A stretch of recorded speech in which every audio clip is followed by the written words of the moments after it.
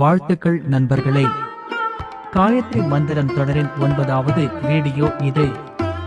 காயத்ரி மந்திரத்தின் 24 முனிவர்கள் அல்லது நல்ல போக்குகளின் வடிவத்தில் நேரடி முனிவர்கள்.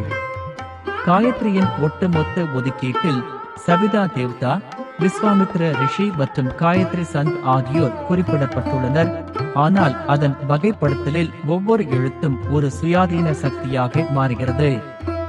ஒவ்வொரு எழுத்தும் ஒரு மந்திரம். அத்தகைய சூழ்நிலையில் 24 கடவுள்கள், 24 முனிவர்கள் மற்றும் 24 வசனங்களை குறிப்பிடுவது அவசியம். தத்துவஞானிகளும் அவ்வாறே செய்துள்ளனர். காயத்ரி விக்யானை ஆழமாக ஆராயும் போது இந்த வேறுபாடுகள் விளக்கப்படுகின்றன. ஒரு ஆரஞ்சு மேலே இருந்து ஒன்று போல் தோன்றுகிறது, ஆனால் தோலை அகற்றும் போது அதன் உறுப்பு கூறுகளும் தனித்த அலகுகளாக தெரியும். காயத்ரிக்கு ஆரஞ்சு பழத்தின் ஒப்புமை கொடுக்கப்பட்டால் 24 கூறுகள் 24 எழுத்துக்களாக தெரியும். காயத்ரி மந்திரத்திற்கு ஒரே நேரத்தில் தேவைப்படும் அதே விநியோகம் ஒவ்வொரு எழுத்துக்கும் அவசியம். 24 எழுத்துக்களுக்கு 24 விநியோகம் உருவாகும் போது அவற்றின் 24 தெய்வங்களும் 24 ரிஷிகளாகி 24 சுலோகங்களும் ஆகின்றன. முனிவர்களுக்கும் தேவர்களுக்கும் இடையே பரஸ்பர ஒருங்கிணைப்பு உள்ளது. முனிவர்களின் பயிற்சியின் மூலம் விஷ்ணுவை போல செயலற்ற நிலையில் இருக்கும் தெய்வீக சக்தி விழித்தெழும் வாய்ப்பை பெறுகிறது. கடவுளின் அருளால் முனிவர்கள் உயர்ந்த வரங்களை பெறுகிறார்கள். அவர்கள் சக்தி வாய்ந்தவர்களாகி சுயநலத்தில் முக்கிய பங்கு வகிக்கிறார்கள். ரிஷிகள் நல்லொழுக்கங்கள் மற்றும் கடவுள்கள் அவர்களின் வெகுமதி. முனிவரை வேர் என்றும் தெய்வத்தை மரம் என்றும் கூறலாம். ஞானமும் தெய்வீகமும் இணைந்ததன் விளைவு செல்வம் மற்றும் செழிப்பு வடிவத்தில் வருகிறது. லட்சக்கணக்கான முனிவர்களும் தெய்வங்களும் கோடிக்கணக்கில் இருப்பதாக கூறப்படுகிறது.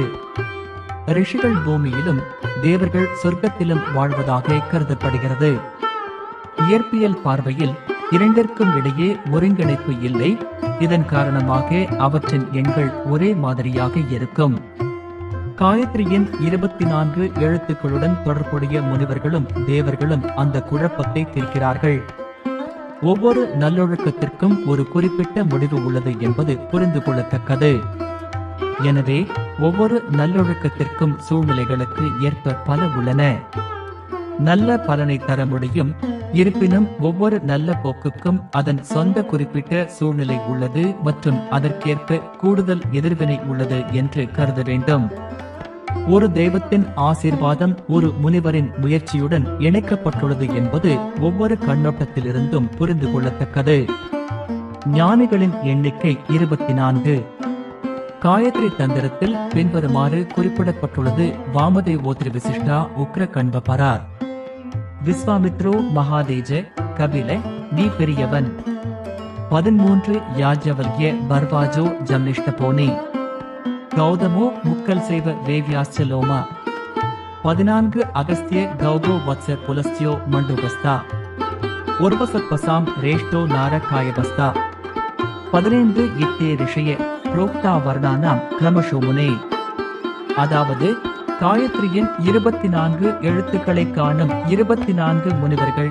1 வாமதே, 2 அத்ரி, 3 வசிஷ்டர், 4 சுக்கிரன், 5 கன்வா, 6 பராசரர், 7 விஸ்வாமித்திரர், 8 கபிலர், 9 பொழுதுபோக்கு, 10 யாக்ஞவல்கியர், 11 பரத்வாஜ், 12 ஜமதாக்னி, 13 கௌதம், 14 முத்கல், 15 வேதவியாஸ், 16 லோமஷ், 17 அகஸ்தியர், 18 கௌசிக், 19 வத்சா, 20 புலஸ்தியர், 21 பாடா, 22 துர்வாச, 23 நாரதர், 24 காஷ்யப்.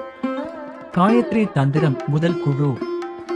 இந்த 24 முனிவர்களும் பொது மக்களின் வாழ்க்கையில் அறியக்கூடிய நல்ல போக்குகள். 1 பிரக்ஞை, 2 படைப்பு, 3 ஏற்பாடு, 4 கட்டுப்பாடு, 5 நல்ல அறிவு, 6 பெருந்தன்மை, 7 நெருக்கம், 8 இரையச்சம், 9 சிரத்தை, 10 கற்பு 11 திருப்தி 12 கருணை 13 உண்மை 14 வீரம் 15 சரசதா 16 தன்னம்பிக்கை 17 தைரியம் 18 ஒற்றுமை 19 கட்டுப்பாடு 20 ஒத்துழைப்பு 21 கடின உழைப்பு 22 எளிமை 23 அடக்கம் 24 ஒருங்கிணைப்பு. இந்த 24 பேர் நேரடி ஞானிகள். நண்பர்களே, இந்த தொடரின் 9வது வீடியோ இது. எங்கள் காயத்ரி மந்திரத்தின் முழு தொடரையும் நீங்கள் பார்க்க விரும்பினால் விளக்கம் அல்லது கண் பொத்தானுக்கு சென்று அதை பார்க்கலாம். மேலும் இந்த விளக்க காட்சியை நீங்கள் எப்படி விரும்பினீர்கள்? தயவு செய்து உங்கள் கருத்துக்களை கருத்து பெட்டியில் தெரிவிக்கவும். வீடியோ உங்களுக்கு பிடித்திருந்தால் வீடியோவை லைக் செய்து உங்கள் நண்பர்கள் அல்லது உறவினர்களுடன் பகிர்ந்து கொள்ளுங்கள். சேனலுக்கு குழு சேரவும். இது போன்ற வேதாந்தத்தை நாங்கள் உங்களுக்கு தொடர்ந்து கொண்டு வருவோம். அதுவரை ஓம் தத்வ சத்யா.